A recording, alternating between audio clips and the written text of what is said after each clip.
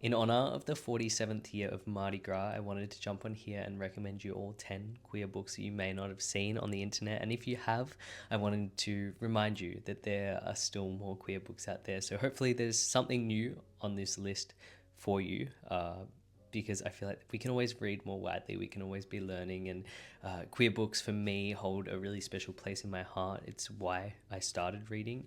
Call Me By Your Name was the first book I read maybe like 4 years ago or 5 years ago that really sparked joy when I was reading and sort of led me to realize my own identity. And so they're always going to hold a special place in my heart. And I'm always on the hunt for new queer books. So if you have any queer books down below that you really enjoy and you think I should read, always I'm open to suggestions and I'm always wanting to learn. So recommend them below. But this is just a small glimpse at what I think is a good Mardi Gras reading list that sort of take us back to that time and remind us that queer bodies have always existed, and they've existed in so many forms and ways, and that we need to remember this and celebrate it. And here's my list. I hope you enjoy it. And if you want to keep seeing videos like this, let me know, because I don't really tend to do sit-down videos like this. My first recommendation has to be Giovanni's Room by James Baldwin. And I know what you're thinking, Charlie. I've seen this book recommended a million times before, and I wanted to add it to this list purposely because I think that it's still so important. And even if you've read it once, I recommend you read it again and again and again. If you're not aware, this is one of the first books that openly discussed male sexuality, or more so homosexuality, and it was very jarring and taboo at the time. James Baldwin was not only a gay man but a black gay man, and so you can imagine the type of resistance that was held towards this book, and people were often reprimanded for owning copies of this book, and it was locked behind counters. And the fact that we can access this so freely now, I think is a beautiful thing to remember. But if you're not aware, this book follows a young man named David who's American, and he travels to Paris in the 1950s, and he falls head over heels in love with a waiter named Giovanni, and the book escalates from there following their all-consuming love affair that's full of passion and desire and isolation. And I just think this book is so beautifully written, and it's stood the test of time so elegantly, and I think it's something we should keep returning back to. I plan to do something very exciting with this book in the upcoming months, but this is one of my favorite queer books. Actually, I think this would be my favorite queer book of all time, and it's very, very important, so that's why it's on this list. Next, I want to recommend a beautiful, beautiful small gem that's Blue by Derek Jarman. This accompanies a film that Derek Jarman created. It was his last piece of art, the last film he produced and created, and it's meant to stimulate what it was like to be going blind due to AIDS. And this book will make you weep like a baby. There are so many beautiful metaphors. The prose is luscious and dripping. And I sat up one night and watched this. You can watch it on YouTube, and read it alongside the film, and it made me weep like a little baby. And it was terrifying and jarring and touching, and I think this is very, very important and required reading for all queer people, to understand, or to attempt to even imagine what it was like to be going through something of this nature. And that's why I'm recommending it. Juno Loves Legs by Geary is my next recommendation. This book is set in the 80s in Ireland, and it follows two protagonists, Juno and Legs, all the way from their childhood to their early adulthood, as they are navigating all the things that kids do, but also coming to terms with their sexuality amidst the AIDS crisis. And it's beautiful. It's very, very upsetting and sad, but it's funny at the same time. And I sort of recommend this as Shuggy Bane and Just Kids Having a Baby. That's what it gives. So if you're into either of those books, this will be right up your street. Marlo by J. Carmichael is an Australian book, and I've added a few Australian books to this list, and I'm always on the hunt for more Australian books to read about queer people and queer people's experience growing up before me.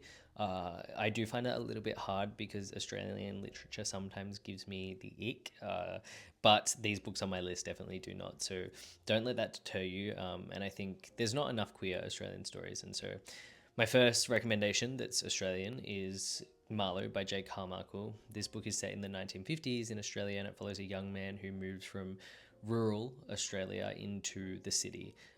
And it's there he meets another young man who he falls in love with, and it follows their relationships as they're navigating everything that's going on. And it talks about whether relationships can stand or buckle under what they're forced to endure. And yeah, I thought this was very interesting, and I think it's a really good portrayal of Australia during the time in terms of the climate and the atmosphere.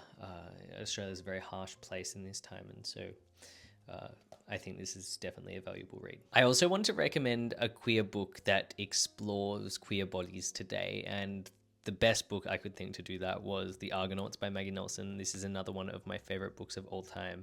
This book is so many different things. I feel as though you just have to read it. Maggie Nelson is a very prominent queer theorist, and she's so incredibly smart. Your brain will feel like it's swelling out of your head whilst reading this, but I think it's so important. It talks about what it means to be a queer person, what it means to be a woman, what it means to be an artist, what it means to be bringing children into the world, and whether or not you should do that, what it means to be a mother. And it's a love letter to her gender fluid partner, Harry. And I think this is exquisite. It pushes so many boundaries. It's so different. I haven't read anything like it. And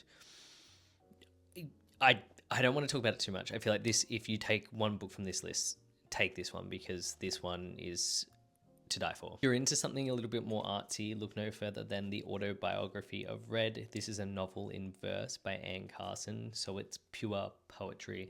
Carson is very, very funny, very, very witty, and this is a retelling of Geary on the Dragon, a gay little dragon, and it's sad. It made me weep like a baby, but it's funny, and it's beautiful to read. It's beautiful on the eyes. There's so many beautiful lines in this book, and the cover is also to die for. So you have to also read The Autobiography read by Carson. This is definitely a book that's not talked about enough here on the internet. Queer Australian classic is Holding the Man by Timothy Conigrave. This is a memoir, and it begins in the early 70s in a Catholic all-boys school, a very prominent, well-respected boys' school in Melbourne. And it follows Timothy as he falls head over heels in love with the captain of the Australian rules football team. AFL is a sport played here in Australia. It's our main sport.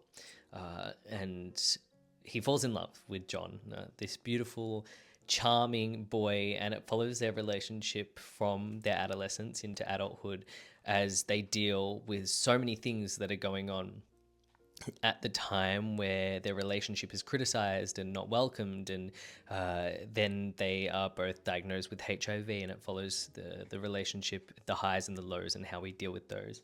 And this is set in a very impactful time, and I think this is beautiful because it frames Timothy in a more honest light, because he was doing things, he wrote this on his deathbed, so he was doing things that weren't the kindest. He wasn't the kindest person, he wasn't the nicest person to be around, and I think it's very reflective of human nature and what happens when we are under stress, when we are ill, how we treat those around us who we love with not always the most respect, because of internal things that we have going on. And yeah, this as a movie, the movie is also very, very good. So I would definitely recommend this book. It is a little bit longer, but it's sort of cute to walk around with a Penguin classic. I like that sometimes. Important book now with everything that's going on in the United States, I think, is Miss Major Speaks, which is Conversations with a Black Trans Revolutionary. Miss Major was a very prominent figure in the Stonewall riots, but also after that in her activism and everything that she did for queer liberation. And I think this is translated very, very interestingly to today's times, when it talks a lot about resistance, why we need to resist. Resistance is important for liberation, and these conversations are funny and honest and raw, and upsetting, but important all at the same time. And I love the cover. I think Miss Major is an absolute icon, and so you definitely have to read this one. In the Absence of Men is a short little book that I wanted to recommend here because it's set in World War One, and I think it's interesting to hear stories from that time from queer bodies. This is set in 1916 and follows a young boy who is coming to terms with his sexuality as he embarks on two separate relationships, one with an older writer and one with a soldier. It's set in Paris, and the writing is the most charming thing about this book, I think. If you don't read it for the storyline, read it for the writing, because Philippe Besson is one of my favorite writers when it comes to writing queer characters, and it's honest, and I just think he does it in a really elegant way. And I always talk about this book because I see people recommending Lie With Me all the time, which I do prefer Lie With Me, but this is the only other piece of Philippe Besson's work that is not translated from French, and it's not talked about enough, so I wanted to talk about it here. Finally, I wanted to recommend you this book. This is A Language of Limbs by a young queer Australian author named Dylin Hardcastle. I had this on my shelf for a very long time. I didn't get to it, and I finally did last week, and I'm still forming my full thoughts, but all I can say is wow. This is so important, and it's getting a lot of recognition here in Australia, but I feel as though it needs more recognition overseas. This follows a teenage girl, but it's very interesting because it's split into two limbs. So the chapters alternate between limb 1 and limb 2. And this is sort of a look at what this one girl's life could have been, whether she go down one path of hiding her identity or the other path of being liberated and being surrounded with other queer bodies. It's set at the time of the first Mardi Gras in 1972, and I just thought it was beautiful. I really, really love the characters in this book. They feel so Australian and queer and witty and funny, and just I felt at home within these characters. And I think there needs to be more books on Mardi Gras, because Mardi Gras, if you don't know much about it, was started because of the way in which queer bodies were being treated. It was a resistance. And it is now a celebration, but it's also a time of mourning to reflect on what happened to these queer people and to pay respects to them. And this book does such a beautiful job of doing that, and I think everybody needs to read it. I'm begging you, read this book, because it's not often we get queer books, queer fiction, that I just, this is like the best Australian queer book I've read, and this is what Australia, like, I don't even know. You just have to read it. I feel like I'm lost for words, honestly. But that is my final recommendation, A Language of Limbs by Dylin Hardcastle. And yeah, there you have it. There are 10 queer books to add to your reading list in honor of Mardi Gras. I'm also doing a series over on my TikTok where I'm going to recommend you one book every day. Some of the books will change from the ones here, but I just wanted to let you know that's happening over there too. If you have any other book recommendations, queer book recommendations, leave them down below, because I'm always on the hunt for more. And I hope you're well. I hope you're happy, you're thriving, and I'll talk to you soon.